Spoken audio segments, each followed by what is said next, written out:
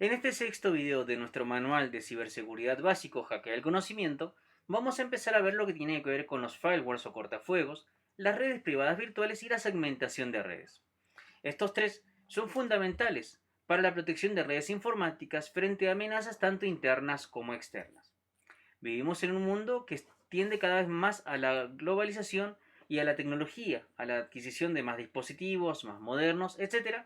Y por lo tanto es esencial la protección de las redes frente a cualquier tipo de amenaza, garantizando la seguridad de la información que circula ya sea dentro de una organización, dentro de un hogar, a nivel individual, todo lo que tiene que ver con información confidencial sensible que cayera en manos equivocadas implicaría muchísimo daño.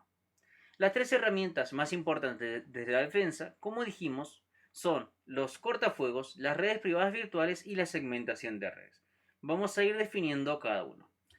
En primer lugar, los cortafuegos es un sistema de red que monitorea y controla el tráfico tanto entrante como saliente en funciones de reglas de seguridad predefinidas. Su objetivo principal es bloquear acceso no autorizados y permitir solo el tráfico legítimo. ¿A qué se refiere con tráfico legítimo? Se refiere a todas cosas aquellas que entren en, por así decirlo, que podrían ser calificadas como normal. Si nosotros analizaríamos, por ejemplo, un ataque de denegación de servicio distribuido, que recuerden que es un tipo de ciberataque que consiste en que a nivel remoto se mandan un montón de solicitudes de distintos bots o zombies o dispositivos contaminados, ya sea una aplicación o un servicio para bloquearlo. Si nosotros tenemos una página que tiene un cortafuegos que bloquea tráfico anormal, bloquearía básicamente el tráfico ilegítimo. A eso se refiere con tráfico legítimo, que sea algo normal. El cortafuegos actúa como una barrera entre una red confiable, o sea, la red interna, y una red no confiable, externa, como por ejemplo Internet. Tenemos cuatro tipos distintos de firewalls. En primer lugar, el de filtrado de paquetes. Este se encarga de analizar los paquetes de datos y permiten o bloquean el acceso en funciones de, por ejemplo, la dirección IP, los puertos y protocolos. Hay un montón de cortafuegos que están configurados, por ejemplo, para que determinadas direcciones IP, porque son comunes para ataques de negación de servicios, no tienen permiso, por ejemplo, de recibir ningún tipo de paquetes, por lo tanto los bloquean. Hay algunos puertos que son posibles para ciertos ciberataques, también se bloquean y así. En segundo lugar tenemos a los firewalls basados en estado, del inglés Stateful Inspection. Estos superan las limitaciones de los firewalls de filtrado de paquetes, porque mantienen un registro del estado de las conexiones, en este caso de los dispositivos entre sí. En tercer lugar, encontramos a los de aplicación, o también conocido como proxy. Se encargan de filtrar el tráfico en la capa de aplicación. Recordemos que en el modelo OSI es la capa 7 y en el modelo TCP/IP es la capa 4. Ya sea, por ejemplo, en el Hypertext Transfer Protocol, en el File Transfer Protocol, etc. Y pueden bloquear aplicaciones maliciosas a nivel de usuario. En cuarto lugar, encontramos el de próxima generación, de que viene de NGFW. Estas se encargan de combinar, por ejemplo, el filtrado de paquetes, la inspección de estado y control avanzado de aplicaciones, ofreciendo mayor seguridad. Tenemos que recordar y entender que cada vez, así como avanza la tecnología, también avanza la sofisticación de los ciberataques, ya sea por mala configuración, ya sea aprovechar una vulnerabilidad, etcétera. Un ciberatacante tiene más herramientas para así atacar. Por eso tenemos que siempre contar con herramientas para una mejor defensa. En segundo lugar, de los métodos para defender las redes, encontramos a las VPN, Virtual Private Networks, o redes privadas virtuales. Esta es una tecnología que crea una conexión segura y encriptada a través de una red pública, por ejemplo Internet, que es la red de redes, permitiendo que los dispositivos se conecten a una red privada, como si estuvieran físicamente dentro de la misma. El ejemplo que yo doy siempre a una conexión de red privada virtual, por ejemplo, es cuando nosotros nos conectamos para resolver una máquina virtual, por ejemplo en la plataforma Hackthebox. Cuando nosotros descargamos un archivo para conectarnos a la red privada virtual, nosotros nos conectamos y tenemos acceso a la máquina, pero se nos dan nodos intermediarios o dispositivos intermediarios y nosotros podemos conectarnos y así se agrega una segmentación en la seguridad. ¿Qué funciones cumple la red privada virtual? Protege la privacidad del usuario al cifrar su tráfico de datos y ocultar su dirección IP. O la oculta o puede ir cambiándola. Por ejemplo, hay gente que para conectarse a la Deep Web, como para una cuestión de tener mayor seguridad, lo que hace es comprar unas VPN que lo que hace es, en vez de ocultarte la dirección IP, que siempre se va a poder detectar de alguna u otra manera o con distintas herramientas, es ir disparando distintas localizaciones. Por ejemplo, de repente estás en Alemania, de repente estás en Argentina, de repente estás en Arabia Saudita y así. Y en segundo lugar, lo que hace es permite a los empleados acceder de forma segura a los recursos de una red corporativa, por ejemplo, desde ubicaciones remotas, haciendo que cada uno pueda conectarse, garantizando que sea él, bueno, por las autorizaciones, por los permisos, por la ley del mínimo privilegio, etc. También tenemos tipos de redes privadas virtuales. Primero encontramos a las que están basadas en el software, ya sea SSL/TLS. Estas son usadas comúnmente para conexiones remotas y accesos a servicios web seguros. En segundo lugar, encontramos aquellas que están basadas en el hardware, del inglés IPsec. Estas son más adecuadas para las conexiones entre redes, proporcionando una capa de seguridad adicional porque se relaciona con el dispositivo como tal. En tercer lugar, encontramos a la de acceso remoto.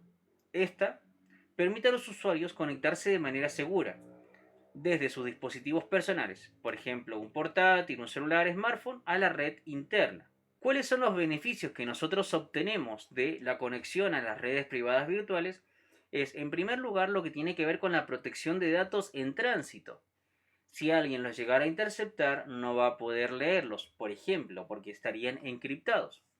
Hay un ocultamiento de la ubicación real y la dirección IP. Recordemos que esto es sumamente importante porque la dirección IP se relaciona a un dispositivo conectado en la red. Si alguien, si alguien conoce tu dirección IP, tarde o temprano te va a localizar. Básicamente ya estás localizado en Internet. En base a eso ya puedes saber dónde vivís, qué tipo de dispositivo tenés y todo ese tipo de cosas. Y otro beneficio es el acceso seguro desde ubicaciones geográficas diversas. Muchas veces, por ejemplo, hay tecnologías o programas o aplicaciones que solamente lo podés acceder desde ese país. Por ejemplo, ahora no se me viene ninguna, pero supongamos que hay una aplicación que solamente se puede acceder desde Estados Unidos.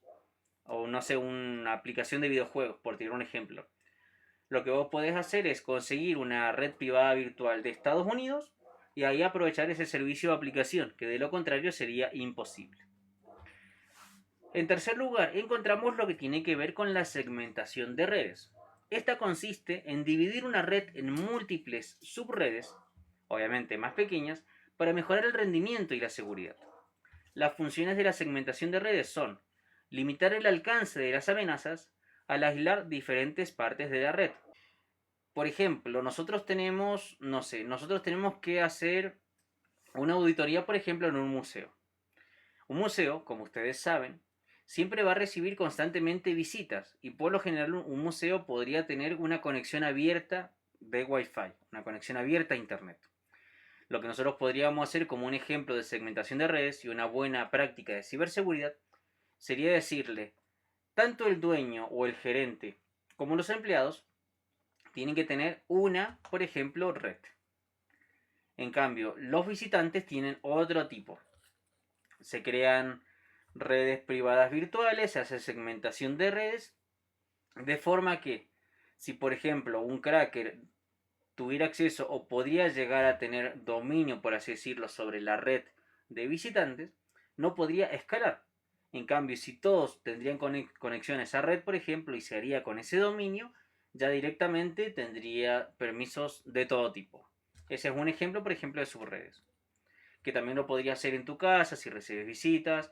Hacer siempre segmentación son buenas prácticas en ciberseguridad. Y en segundo lugar, facilitar el control de acceso y la implementación de políticas de seguridad. ¿Cuáles son las ventajas de la segmentación? En primer lugar, una seguridad mejorada. Como dijimos recién, si un segmento de la red se ve comprometido, la amenaza no se propaga a otros segmentos, simplemente queda ahí, se aísla ya de por sí solo y uno ya corta cualquier tipo de suministro, lo aísla y bueno, se puede solucionar de otra manera del equipo de respuesta a incidentes. En segundo lugar, lo que tiene que ver con el control del tráfico. Reduce el tráfico innecesario en la red y mejora el rendimiento general. Y finalmente, ayuda o colabora con lo que tiene que ver con el cumplimiento normativo. Ayuda a cumplir con las regulaciones de privacidad y seguridad de los datos, como por ejemplo el GDPR, permitiendo una gestión más eficiente de los datos sensibles. Recordemos que si un dato sensible llegara a caer en manos equivocadas, no solamente que afectaría a la persona de la cual se filtraron sus datos, sino que además perjudicaría enormemente a la organización, porque no cumplió con regulaciones que debería haber cumplido y obviamente va a sufrir demandas, multas, pérdida de credibilidad, etc. ¿Cuáles son algunas técnicas de segmentación? En primer lugar, encontramos la segmentación por VLAN, Virtual Local Area Network. Esta utiliza switches para crear redes lógicas separadas dentro de una red física, garantizando una correcta segmentación. En segundo lugar, la segmentación por subredes IP. Divide una red en subredes más pequeñas usando máscaras de subred. En tercer lugar, la segmentación por zonas de seguridad. Divide la red en zonas de seguridad con distintos niveles de acceso y control, utilizando tanto cortafuegos como routers. ¿Cuáles son algunas buenas prácticas para la implementación de estas tres herramientas ya mencionadas? En primer lugar, de los cortafuegos. Una buena práctica es configurar reglas específicas para permitir solo el tráfico necesario, evitando por ejemplo así ataques de denegación de servicio y ataques de denegación de servicio distribuido. Y actualizar las reglas de cortafuegos regularmente. Revisar los logs de tráfico para detectar a cualquier tipo de actividad sospechosa y así bloquearla. En cuanto a las redes privadas virtuales, usar protocolos de cifrado robustos, por ejemplo como AES, que recuerden que es la evolución de lo que hablábamos del DES, y asegurar la autenticación multifactor para conexiones VPN. Esto lo mencionamos en otro vídeo, creo que de seguridad de la nube. Lo esencial, algo así se me olvida. Y evitar el uso de servicios VPN gratuitos no confiables. Recordemos que cuando algo es gratuito, muchas veces el producto es uno, por eso siempre tener muchísimo cuidado. Si podés invertir, hacelo. Y en cuanto a la segmentación de redes, asegurarnos de que los segmentos de red sensibles, como aquellos que contienen información confidencial, estén siempre aislados de otras partes de la red. Ideal si no están conectados a la red. Por ejemplo, que vos tengas un dispositivo que tengas los backups o que no lo use cualquiera, directamente no lo use nadie, solamente lo use el gerente o el dueño del gerente y nada más. Que ahí estén los datos sensibles, que ahí estén las bases de datos, que ahí estén los backups o imágenes sacadas de las computadoras y dispositivos, correctamente parchado, etc. E implementar políticas de acceso estrictas para cada segmento según las necesidades de los usuarios o de la compañía, por ejemplo. Ahora vamos a hablar del cifrado de datos en tránsito, tanto TLS como HTTPS. Estos son aquellos que deben garantizar la seguridad de la comunicación tanto en redes públicas y privadas. El cifrado de datos en tránsito es una técnica de seguridad que protege los datos cuando se transmiten entre dispositivos, asegurando que la información no sea interceptada o modificada por actores malintencionados. Esto es fundamental para la protección de datos personales, financieros, sensibles en Internet. Recordemos que vivimos en un mundo que es más importante la información que el oro. ¿Cuándo nos vamos a dar cuenta de esto? Si nuestra información cayera en manos equivocadas, que puedan pedir préstamos falsos, que podamos sufrir otro tipo de cosas simplemente porque no se cuidaron nuestros datos sensibles. ¿Cuál es la importancia del cifrado de datos en tránsito? Citando el triángulo de la ciberseguridad, que recuerden que es confidencialidad, integridad y autenticidad. A nivel confidencialidad, garantiza que la información solo pueda ser leída por el destinatario previsto o por aquel que está autorizado a leerla, a quien al que se le envió el mensaje o a quien al cual se le envía el paquete de datos para la comunicación. En cuanto a la integridad, Asegura que los datos no hayan sido alterados durante la transmisión, si no, no cumpliría con la integridad y no sabemos si realmente, imagínate vos recibir un mensaje y no saber que eso te quiso decir el que te mandó el mensaje. Sería imposible cualquier tipo de comunicación y ni hablemos de la seguridad. En cuanto a la autenticidad, verifica la identidad del servidor o del destinatario y o del destinatario para prevenir ataques de suplantación. Recordemos que acá está lo que era el no repudio, o sea, alguien no puede negar que te mandó ese mensaje o vos no podés negar que recibiste un mensaje. Todo queda, eh, todo queda grabado, se podría decir, en lo que tiene que ver la comunicación de paquetes y demás. El protocolo TLS o Transport Layer Security es un protocolo criptográfico que proporciona comunicaciones seguras a través de una red. TLS reemplazó al que era su predecesor, conocido como protocolo SSL, que viene de Secure Sockets Layer, aunque hoy en día obviamente se sigue refiriendo al cifrado en Internet como SSL.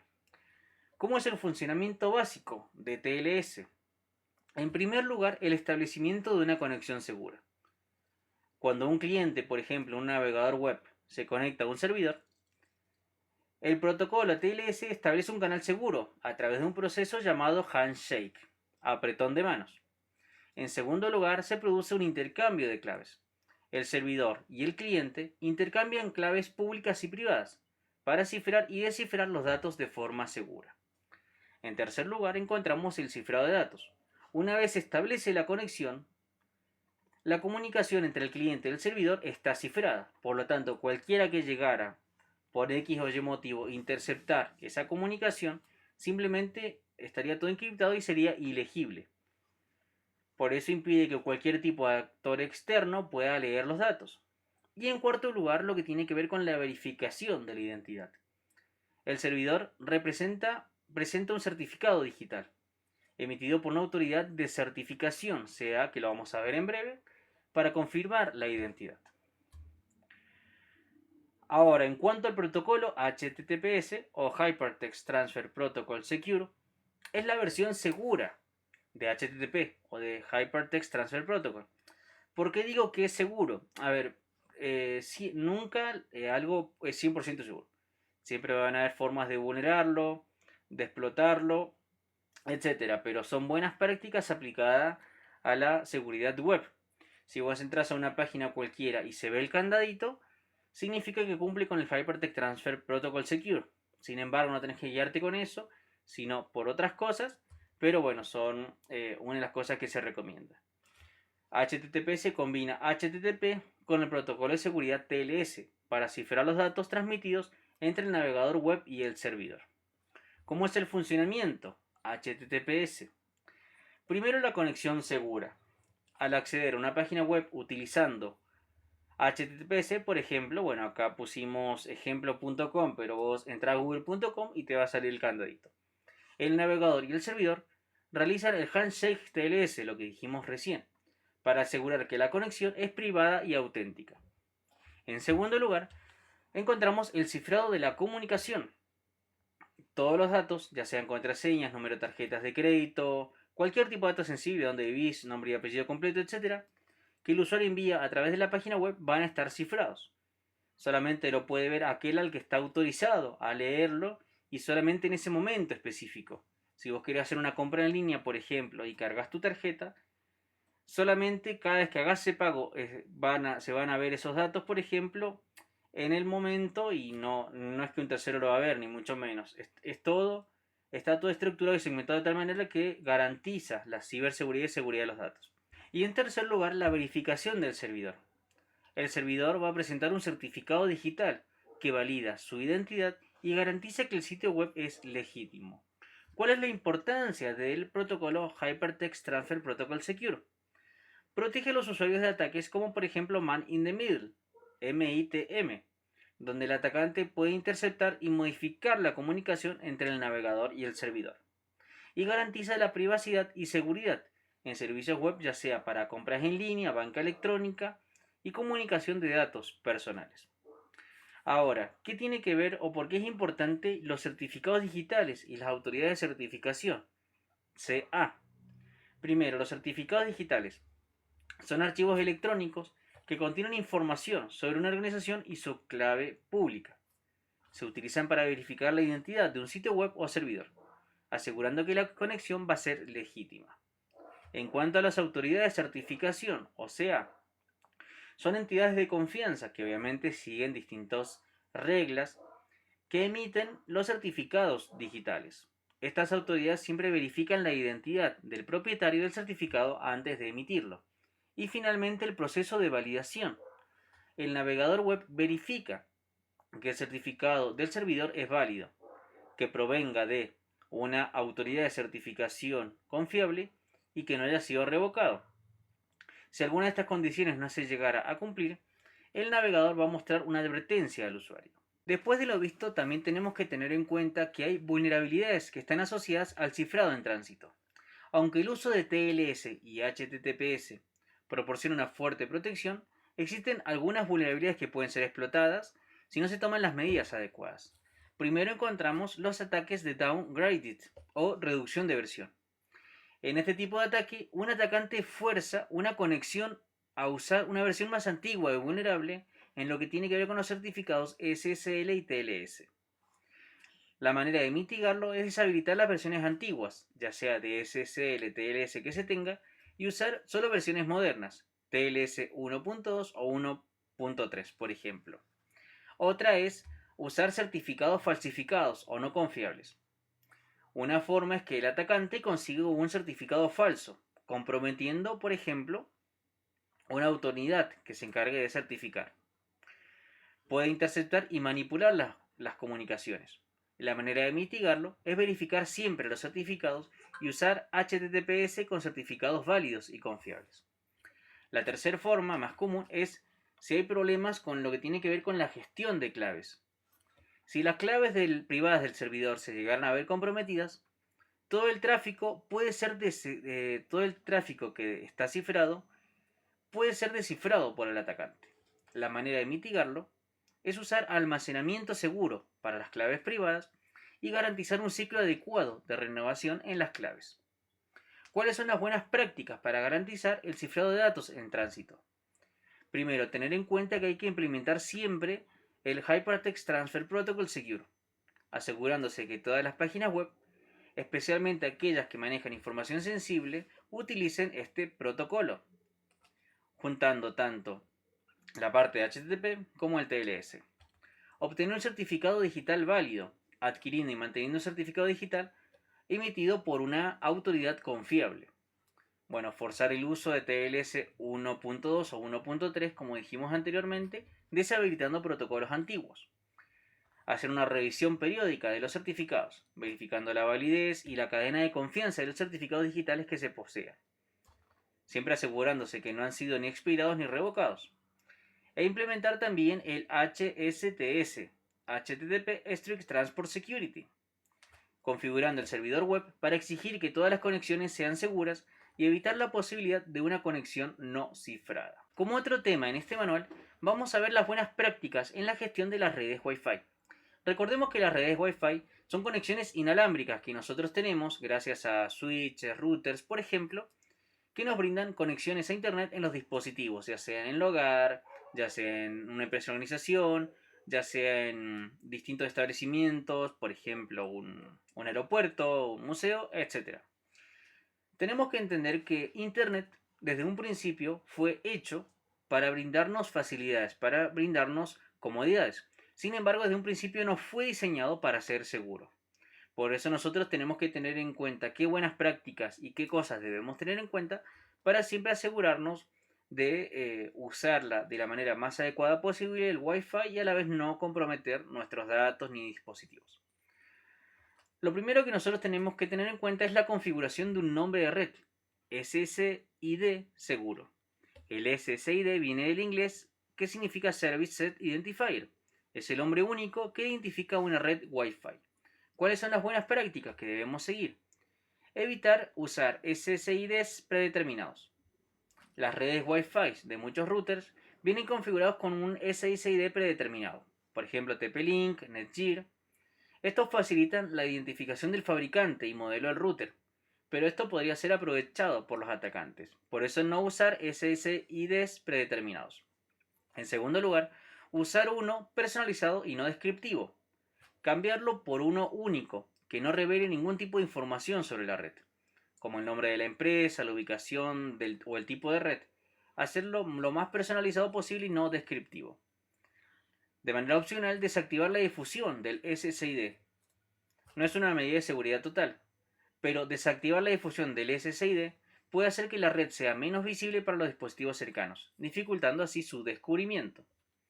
En cuarto lugar, el uso cifrado fuerte, WPA3 y WPA2. El cifrado de la red Wi-Fi protege los datos que se transmiten entre los dispositivos y el router, evitando que los atacantes puedan interceptarlos. También como buena práctica, por ejemplo, es el dividir en subredes o la segmentación de redes. Si vos tenés en tu casa dispositivos conectados, por un lado tener aquellos que tienen información confidencial o sensible, por ejemplo tu computadora y por ejemplo tu celular. Si de vez en cuando vienen invitados a tu casa, puedes tener una red de invitados.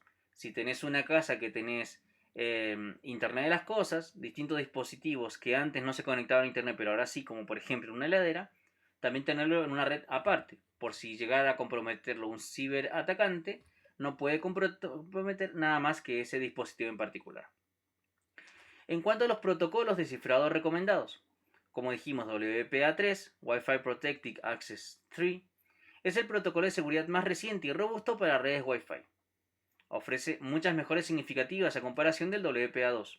Por ejemplo, mejor protección contra ataques de fuerza bruta y diccionario, mayor resistencia a la intercepción de datos, etc. Si WPA3 no llegara a estar disponible, usar WPA2, que van a ser el estándar más seguro disponible si no está el WPA3. Evitar usar WP y WPA solos, ya que estos protocolos son obsoletos y presentan vulnerabilidades conocidas, que pueden ser fácilmente explotadas por atacantes. Es tan fácil como buscar en un repositorio de GitHub, por ejemplo, vulnerabilidades de WPA y te van a salir un montón. Después, uso de contraseñas fuertes y autenticación. Para eso yo le puse este apartado donde puse contraseñas seguras para redes Wi-Fi. Tenemos que entender que la contraseña es la primera línea de defensa contra cualquier tipo de acceso no autorizado. ¿Qué características puede o debería tener una contraseña fuerte? Longitud mínima de 12 caracteres, mezclar mayúsculas, minúsculas, números y símbolos, y evitar palabras comunes o cosas predecibles.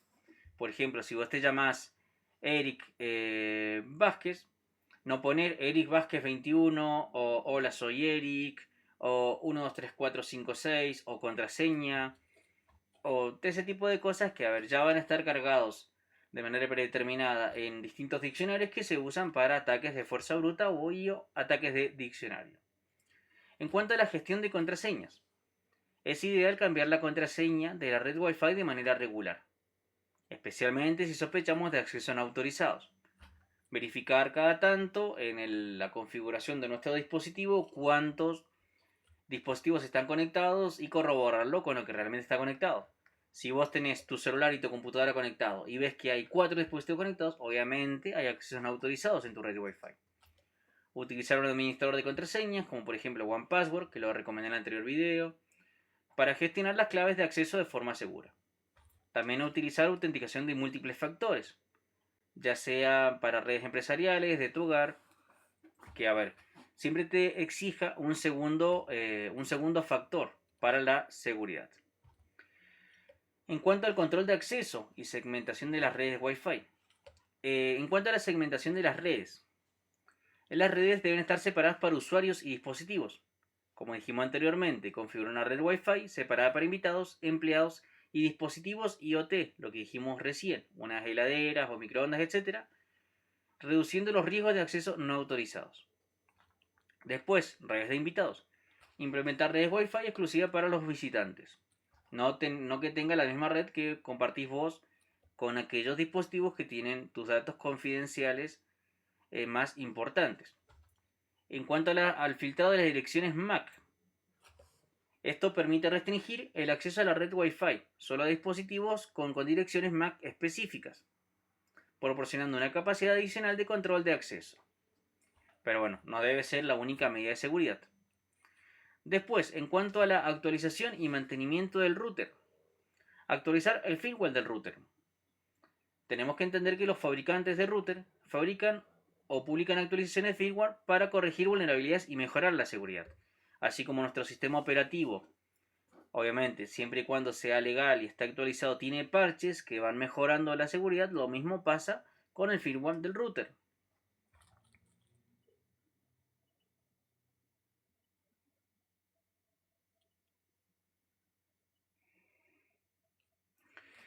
Después, muy importante, cambiar las configuraciones predeterminadas. Muchos routers vienen con configuraciones predeterminadas inseguras, como por ejemplo una contraseña débil o predecible, o configuraciones que permiten a que alguien trate de hacer manejo a nivel remoto, etcétera.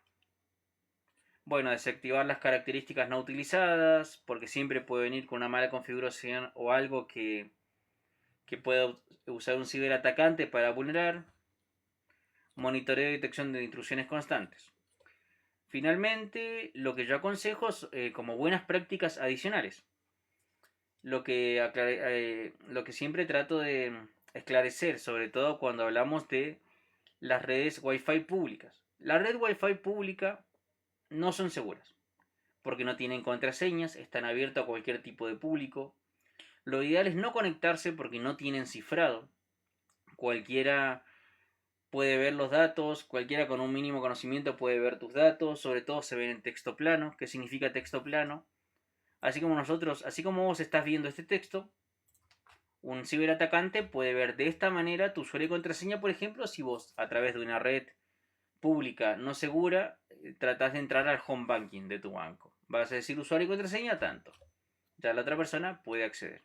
Si sí o sí tienes que conectarlo, trata de hacerlo utilizando una red VPN para que cifre la comunicación.